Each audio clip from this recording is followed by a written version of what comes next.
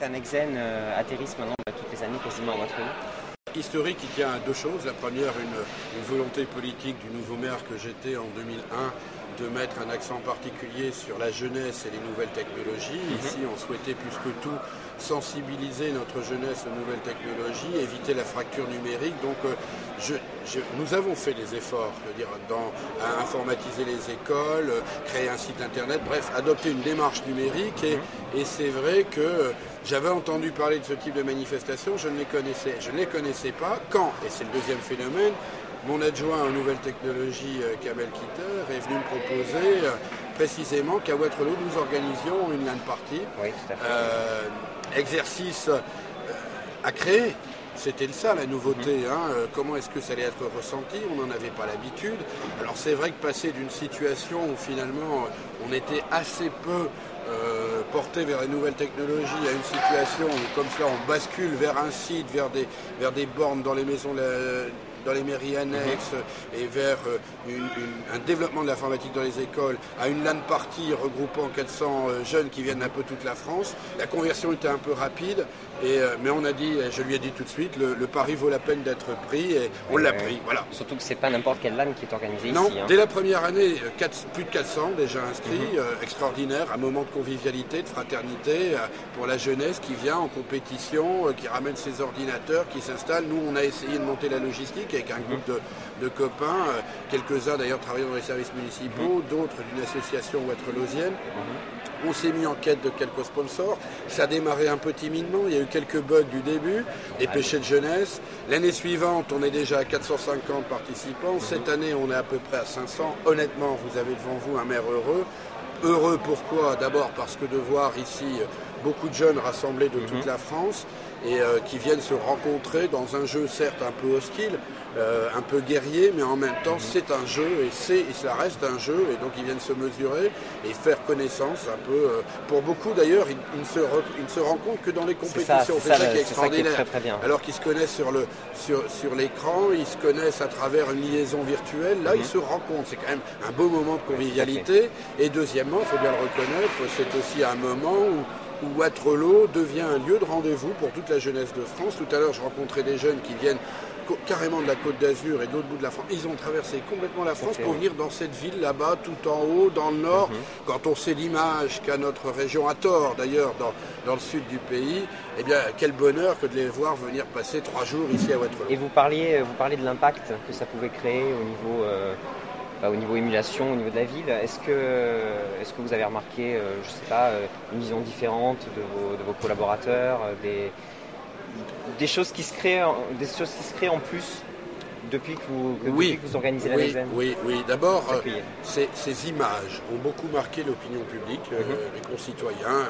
500 personnes assemblées dans une salle, cette vision des écrans qu'on aligne les uns derrière les autres, c'est devenu maintenant une image interpellatrice quelque part. Mais dans le même temps, justement, ça fait partie maintenant de la culture waterloosienne. On attend la LAN party, on sait qu'elle a lieu pour la Saint-Valentin à peu près, vers le deuxième week-end de février. Elle a lieu ici à Waterloo, elle est identifiée.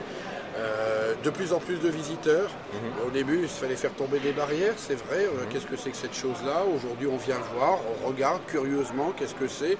Et puis l'alchimie commence à fonctionner, quoi. Je crois que les nouvelles technologies, c'est pas une révolution, ça s'impose pas du jour au lendemain. En revanche, c'est une mutation importante dans les esprits et la jeunesse est évidemment un terreau à privilégier parce que les jeunes d'aujourd'hui sont les citoyens de demain. Tous les aspects de leur vie, professionnelle, personnelle, leur vie de citoyen, sera teinté de nouvelles technologies. J'ai eu la chance il y a 3 ans d'aller dans la Silicon Valley en Californie, aux États-Unis. Même l'expression du droit de vote se fait par l'ordinateur. On vote par ordinateur. Quand on sait les difficultés qu'on a eues à installer le Minitel dans nos habitudes, il y a une décennie à peine, on se dit que si on se projette à 10 ans, eh bien l'ordinateur, la télématique, va être dans tous les aspects de notre vie. Regardez un exemple. On fait la première LAN party il y a 2 ans. C'est le troisième cette année. Je suis très surpris, mais en même temps ça me fait chaud au cœur de voir, et en même temps si ça interpelle, l'extraordinaire mutation des matériels qu'on a déjà sur table. Ne serait-ce que le recours aux écrans plats. Il y a 3 ans, tout le monde était avec de gros écrans. Aujourd'hui, l'écran plat, c'est assez largement généralisé. Les ordinateurs eux-mêmes sont déjà devenus plus compacts. Je viens de rencontrer un jeune qui a un écran, un clavier tactile, où toutes les touches n'y sont plus. Et à la question que je lui pose, il me dit « mais ça, vous ne pourriez pas le trouver en France, je viens de le trouver aux États-Unis » Je viens d'apprendre quelque chose. Même mes informaticiens maison aussi. Et ben voilà. Il y a aussi Nous sommes aussi une vitrine technologique. Toute l'infrastructure mise en place. Avant, c'était très dans des petits hangars, un petit peu glauques. Et maintenant, on se rend compte qu'il y avait une véritable ambiance. On n'a jamais fait dans le hangar glauque. Non, mais ici. je parle mais vraiment c'est vrai que vous regardez, dans... Cette année, on a fait un effort sur les couleurs, sur la logistique technique. Je voudrais vraiment saluer à la fois l'association Lexen et tous ceux qui travaillent autour d'elle. L'association 3 Clics ici qui donne un coup de main, les services informatiques, les services de la mairie qui se sont beaucoup mobilisés parce que certes, le maire décide, certes, ils exécutent, dirait quelqu'un qu'on connaît bien, mais ce qui est important aussi, c'est de voir le cœur et l'enthousiasme qu'ils peuvent mettre là-dedans. Il a fallu l'opiniâtreté, c'est vrai, de Kamel Kitter et de toute l'équipe autour de moi. Il a fallu ma décision politique de le faire. Aujourd'hui, je pense que ce pari valait la peine d'être pris, je n'en ai pour ma part jamais douté. Honnêtement, je suis heureux de voir cela. Waterloo est devenu un rendez-vous des LAN parties, c'est devenu un rendez-vous de la jeunesse qui aime se rencontrer, qui aime se confronter en toute amitié, en toute convivialité, à travers l'écran. Ouais, c'est un vrai moment de bonheur. Cette LAN est à l'image de notre maire. Ouais. On voulait une LAN ouverte sur l'extérieur. Donc c'est le maire qui est comme ça, il est ouvert sur le monde et ouvert sur l'extérieur. On sait également qu'il y a des équipes qui viennent de Belgique. Et je sais personnellement beaucoup de Belges, oui. Beaucoup de Belges, que notre maire est très très très attaché à cette partie de l'Europe. Et on est très heureux que ça marche. Sachez que quand on a proposé la LAN en 2003 à notre maire, il lui a fallu 10 secondes seulement pour se décider. Il a dit ok, on y va.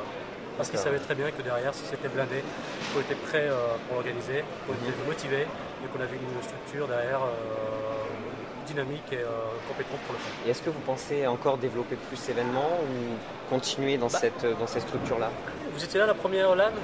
Non, je l'ai suivi bien sûr, mais j'étais pas sur place. En fait, quand on regarde l'évolution de la disposition de la salle et puis le nombre de joueurs entre 2004 et 2006, il y a eu beaucoup de changements. Vous constatez qu'il y a un écran au milieu, il y a des éclairages différents, il y a de la moquette, il y a un accueil particulier pour les joueurs. Chaque année, on essaie de faire de mieux en mieux pour attirer de plus en plus des joueurs de plus en plus professionnels. Pour en faire en sorte que la LAN de Waterloo, l'Excel Waterloo, soit une LAN de référence dans la région. C'est le cas quand même en France pour l'instant et j'espère que ça va continuer. Et ça commence à dépasser nos frontières. Voilà, et je tiens justement à souligner l'ouverture du maire. Je vous dis, c'est vraiment, c'est pas pour lui brosser un peu, mais il a un esprit très ouvert. Cette LAN est à son image.